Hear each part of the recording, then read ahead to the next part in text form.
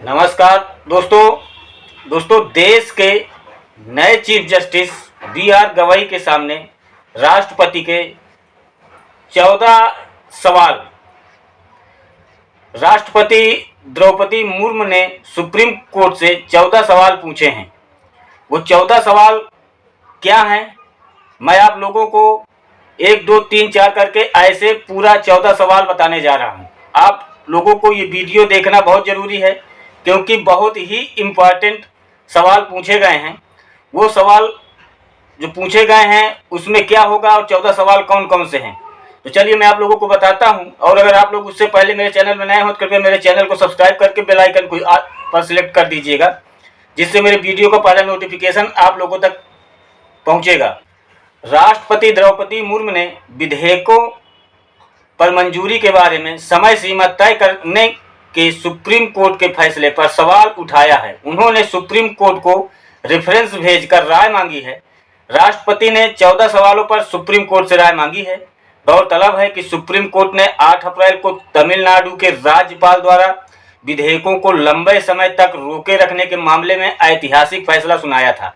यह ऐतिहासिक फैसला न्यायमूर्ति जे.बी. पारदीवाला और आर. महादेवन की पीठ ने सुनाया था। सुप्रीम कोर्ट के इस फैसले के बाद से ही बहस छिड़ गई थी कि क्या सुप्रीम कोर्ट राष्ट्रपति के लिए सीमा तय कर सकता है। जब संविधान में राष्ट्रपति के लिए सीमा तय नहीं है, तो क्या सुप्रीम कोर्ट न्यायिक आदेश के जरिए समय सीमा तय कर सकता है। अब इन सवालों का जवाब राष्ट्रपति ने स्वयं संविधान के अनुच्छेद 143 की उपधारा 1 के तहत प्राप्त शक्तियों में सुप्रीम कोर्ट को रेफरेंस भेज कर राय मांगी है।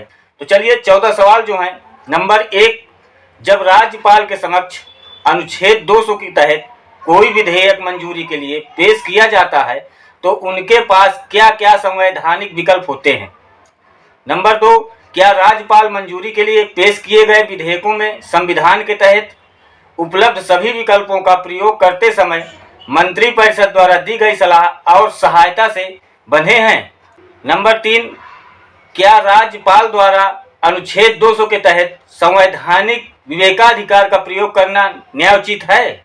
नंबर 4, क्या संविधान का अनुच्छेद 361 राज्यपालों द्वारा अनुच्छेद 200 के तहत किए गए कार्यों के संबंध में न्यायिक समीक्षा पर पूर्ण प्रतिबंध लगाता है।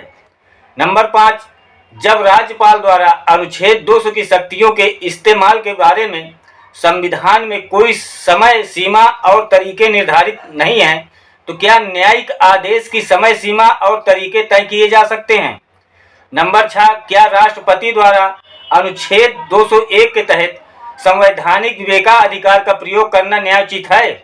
नंबर 7, जब संविधान में राष्ट्रपति के लिए अनुच्छेद 201 में कार्य करने के लिए प्रक्रिया और समय सीमा तय नहीं है, तो क्या न्यायिक आदेश के जरिए शक्तियों के इस्तेमाल के तरीके और समय सीमा तय की जा सकती है।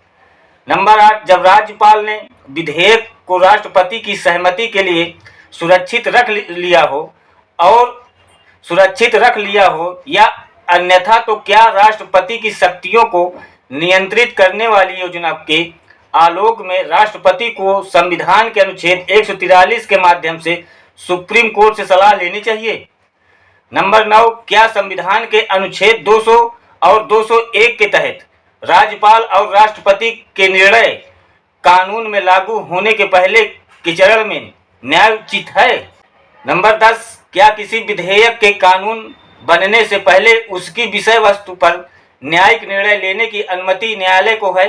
क्या संवैधानिक शक्तियों के प्रयोग में राष्ट्रपति और राज्यपाल के आदेशों को संविधान के अनुच्छेद 142 के तहत किसी तरह प्रस्थापित किया जा सकता है। नंबर 11, क्या राज्य विधानमंडल द्वारा बनाया गया कानून संविधान के अनुच्छेद 200 के तहत राज्यपाल की सहमति के बिना लागू कानून है।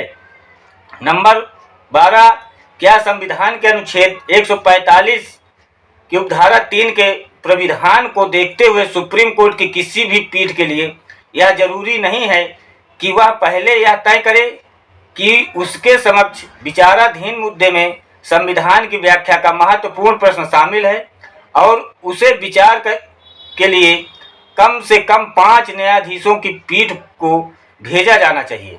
13 नंबर है, क्या सुप्रीम कोर्ट को संविधान के अनुच्छेद 142 में प्राप्त शक्तियां प्रक्रियात्मक कानून के मामलों तक सीमित है या 142 की शक्तियां संविधान या लागू कानून के मौजूदा प्राविधानों से असंगत या विपरीत आदेश पारित करने की विस्तारित है। नंबर 14 लास्ट, क्या सुप्रीम कोर्ट केंद्र सरकार और राज्य सरकारों के बीच विवादों को हल करने के लिए अनुच्छेद 131 के तहत मुकदमे के अलावा किसी अन्य अधिकार क्षेत्र में विचार नहीं कर सकता है? यानी क्या सुप्रीम कोर्ट को केंद्र और राज्य के विवादों को सिर्फ 131 के तहत दाखिल मुकदमे में सुनवाई का अधिकार है? ये 14 सवाल जो पूछे गए हैं नए CJI BR गवई जी से, अब 5 जजों की बेंच इसकी सुनवाई करेगा। तय व्यवस्था के मुताबिक राष्ट्रपति ने सुप्रीम कोर्ट को जो रेफरेंस भेजा है और राय मांगी है, उस पर सुप्रीम कोर्ट की 5 न्यायाधीशों की पीठ सुनवाई करेगी और अपनी राय देगी। ये एक अहम मुद्दा है। सुप्रीम कोर्ट के मुख्य न्यायाधीश माननीय जस्टिस BR गवई जी के लिए ये राष्ट्रपति के द्वारा जो 14 सवाल पूछे गए हैं बहुत अहम हैं। अब इसमें क्या राय आ रही है, 5 जजों की पीठ शामिल होगी, इसमें सुनवाई करेगी, उसमें क्या राय आ रही है, क्या निष्कर्ष उसका निकल रहा है, जैसे ही आएगा मैं आप लोगों को एक अलग से वीडियो बना करके डाल दूंगा। अगर आप लोग मेरे चैनल को सब्सक्राइब करके रखेंगे तो आप लोग उसका पूरा नॉलेज ले सकेंगे। और आशा करता हूं कि वीडियो आप लोगों को बहुत अच्छी लगी होगी।